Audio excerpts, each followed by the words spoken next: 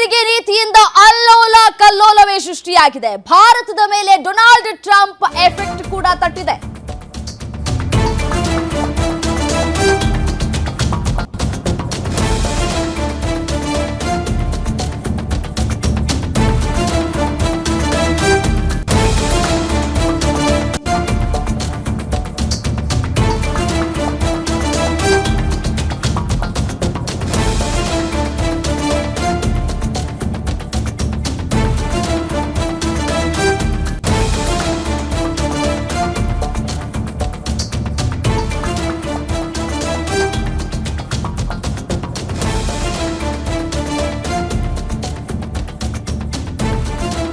ಅಮೆರಿಕದ ತೆರಿಗೆ ನೀತಿಯಿಂದ ಅಲ್ಲೋಲ ಕಲ್ಲೋಲ ಸೃಷ್ಟಿಯಾಗ್ತಾ ಇದೆ. ಭಾರತದ ಮೇಲೆ ಡೊನಾಲ್ಡ್ ಟ್ರಂಪ್ ಎಫೆಕ್ಟ್ ತಟ್ಟಿದೆ. ಪಾತಾಳಕ್ಕೆ ಕುಸಿದಿದೆ ಮುಂಬೈ ಷೇರು ಮಾರುಕಟ್ಟೆ. ಸೆನ್ಸೆಕ್ಸ್ ಆರಂಭದಲ್ಲೇ 2800 ಪಾಯಿಂಟ್ ಕುಸಿತ ಆಗಿದೆ. ನಿಫ್ಟಿಯಲ್ಲೂ ಆರಂಭಿಕ 900 ಪಾಯಿಂಟ್ ಕುಸಿತ ಆಗಿದೆ. ದುಬಾರಿ ತೆರಿಗೆ ಹೇರಿಕೆ ಮಾಡಿರುವಂತಹ ಟ್ರಂಪ್ ನೀತಿಯಿಂದಾಗಿ ಭಾರತಕ್ಕೆ ಭಾರೀ ನಷ್ಟಗಳು ಕೂಡ ಉಂಟಾಗ್ತಾ ಇರುವಂಥದ್ದು.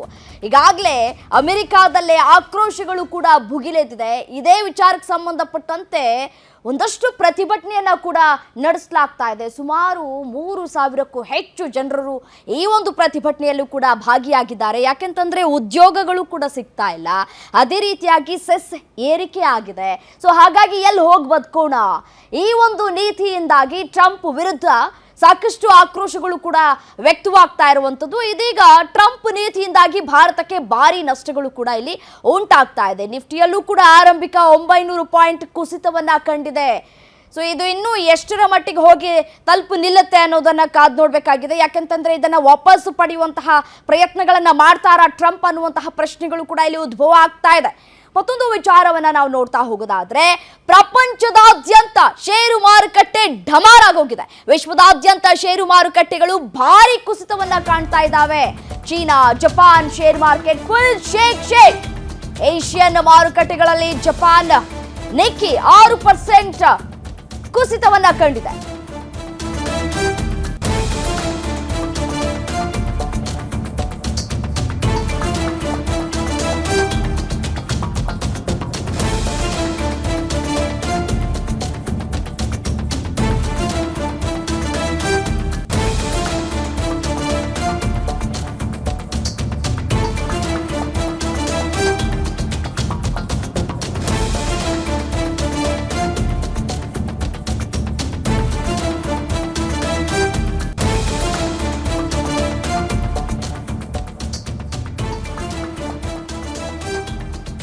China, Japan share market full shake ಆಗ್ಬಿಟ್ಟಿದೆ. ಒಂದ್ ಕಡೆ ಏಷ್ಯನ್ ಮಾರುಕಟ್ಟೆಗಳಲ್ಲಿ ಜಪಾನ್ನ ನಿಕ್ಕಿ 6%. ಇನ್ನು ಕೊರಿಯಾದ ಕೋಸ್ಪಿಯಲ್ಲೂ ಕೂಡ ಇಂಡೆಕ್ಸ್ ಬಂದು 4.50% ಕುಸಿತವನ್ನ ಕಾಣ್ತಾ ಇದೆ. ಚೀನಾದ ಶಾಂಘೈ ಇಂಡೆಕ್ಸ್ 6.50% ಕುಸಿತವನ್ನ ಕಂಡಿದೆ. ಶೇರ್ ಮಾರ್ಕೆಟ್ ಕುಸಿತದಿಂದ ಹೂಡಿಕೆದಾರರು ಕೂಡ ಶಾಕ್ಗೆ ಒಳಗಾಗಿದ್ದಾರೆ. ಈ ರೀತಿ ಆದ್ರೆ ಏನು ಮಾಡೋದು ಅಂತ ಹೇಳಿ. ಮತ್ತೊಂದು ಕಡೆ ರೆಸಿಪ್ರೋಕಲ್ ತೆರಿಗೆ ಪದ್ಧತಿ ಜಾಗತಿಕ ಆರ್ಥಿಕ ಕುಸಿತಕ್ಕೆ ಇದು ಮುನ್ನುಡಿ ಅಂತ ಕೂಡ ಹೇಳಿ ಆರ್ಥಿಕ ತಜ್ಞರು ಕೂಡ ಇದನ್ನ ವಿವರಿಸ್ತಾ ಇದ್ದಾರೆ. ಮುಂದಿನ ದಿನಗಳಲ್ಲಿ ಇದು ದೊಡ್ಡ ಹೊಡೆತವನ್ನ ಕೊಡುವಂತಹ ಸಾಧ್ಯತೆಗಳು ಕೂಡ ಇದೆ ಅಂತ ಹೇಳಿ ತಜ್ಞರು ಕೂಡ ಇದನ್ನ ವಿಶ್ಲೇಷಣೆ ಮಾಡ್ತಾ ಇದ್ದಾರೆ.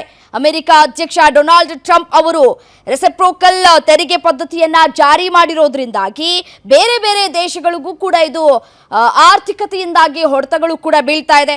ಅಮೆರಿಕದ ಸರಕು ಸೇವೆಗಳ ಮೇಲೆ ಯಾವೆಲ್ಲ ತೆರಿಗೆಯನ್ನ ವಿಧಿಸಲಾಗ್ತಾ ಇದೆಯೋ ಅಷ್ಟೇ ತೆರಿಗೆಯನ್ನು ಕೂಡ ತಮ್ಮ ದೇಶದ ಮೇಲೆ ವಿಧಿಸಿದ್ರೆ ಹೇಗೆ ಅನ್ನುವಂತಹ ಚರ್ಚೆಗಳು ಕೂಡ ಇದೀಗ ವ್ಯಕ್ತವಾಗ್ತಾ ಇದೆ, ಮಾತುಗಳು ಕೂಡ ಕೇಳಿ ಬರ್ತಾ ಇದೆ.